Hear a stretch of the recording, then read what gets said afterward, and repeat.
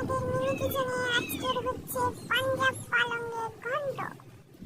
সবাই খেতে আসবে কিন্তু কড়াই গরম হতে যাচ্ছে, সেই লেভেলে গরম হচ্ছে, কাটাও হচ্ছে সেই লেভেলে। সবাই খেতে এসো।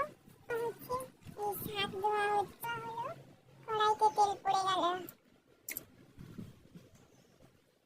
তেল গরম হচ্ছে হচ্ছে হচ্ছে হচ্ছে এই হয়ে কড়াইতে দুটো পড়ে গেল, সারি সারি পাঁচ ফোড়ন।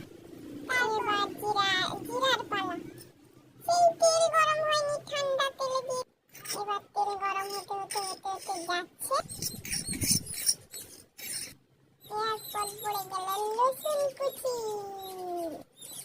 আদার পেস্ট, পেঁয়াজের কুচি। নাড়াচাড়া হচ্ছে। এই যা, পেঁয়াজগুলো মরছে না কেন? পেঁয়াজ মরেনি, টমেটো দিয়ে দিলাম। আমাদের রান্না সেই লেভেলে লাগবে, যে একবার খাবে বারবার খেতে আসবে। এই দূরে তাল গাছ দেখা যাচ্ছে, তাল হয়েছে। চিংড়ি মাছ পড়ে গেল, আজকে সেই লেভেলে খাওয়া হবে। এক হাঁড়ি ভাত শেষ, সাইডে চলে গেল। শাকটা না আমাদের দিকে তাকিয়ে আছে। কড়াইয়ের মধ্যে আলু বেগুন চলে গেল, এরপর লবণ চলে গেল, তারপর চলে গেল লঙ্কা, তারপরে চলে গেল হলুদ।